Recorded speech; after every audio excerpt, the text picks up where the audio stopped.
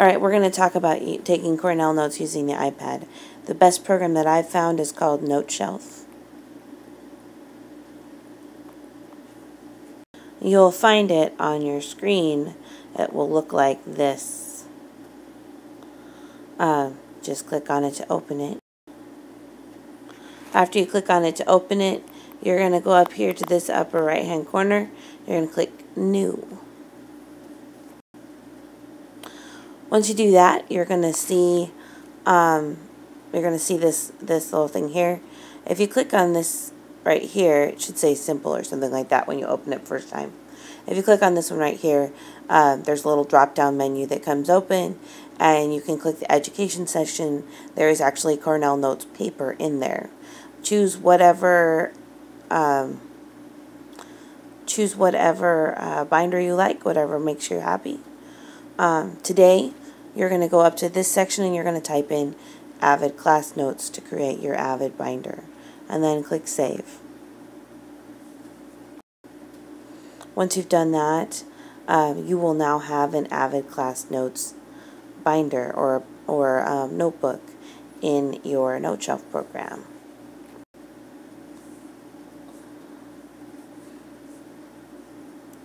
All you have to do is click on it to open it. So sorry, I didn't say that. When you click on it to open it, you'll see the Cornell Notes paper, but then you'll also, up here in the upper right hand corner, is a settings button. Click on that to choose your settings. I would, if I were you, for the first time, open your default settings or your orientation settings right here. You do that by clicking on it. When you have done that, I would choose the Always in Portrait mode. You can try different modes to see whatever suits you best, but the Always in Portrait mode is useful for taking notes, for handwriting notes using a stylus. You click on the back button to go back to the settings. Once you've done that, you can look at other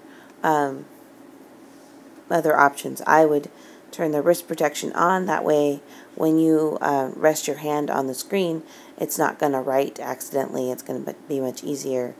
You can choose different paper at any time using this section. You can clear all of the writing on the page. You can add tags to make things easier to find. This is how you're going to email your notes to me for your notes requirement for class.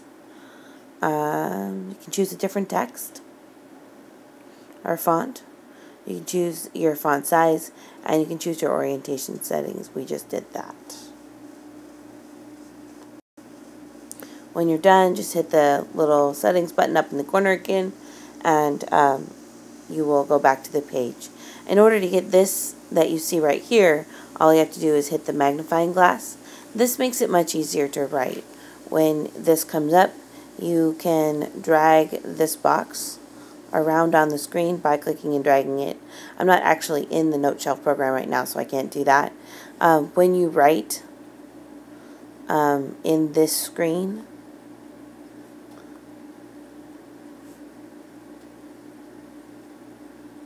it will appear here smaller. Again, you'll have to try that in the actual program because I can't actually make it happen here. You'll notice that this section, this kind of Cornell Notes paper, does not have an essential question. I would, if I were you, write your essential question across the top in these lines right here. You can choose to, like when you're taking notes in a class, after you've written the essential question, the dotted line on the left-hand side of the screen, you can pull that over to here, so that you can actually, so that every time that you hit the return key, that's this one here, it'll actually just go back to that line. That way you're taking notes on the right-hand side.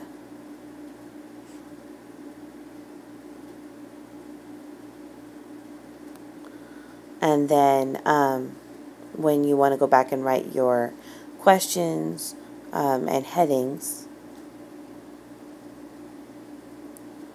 you can move that dotted line back over, and it's much easier to do. When you're done with the magnified setting, click this button right here, and it will go away. You can then use that to edit anything. When you're going back to look at your notes, when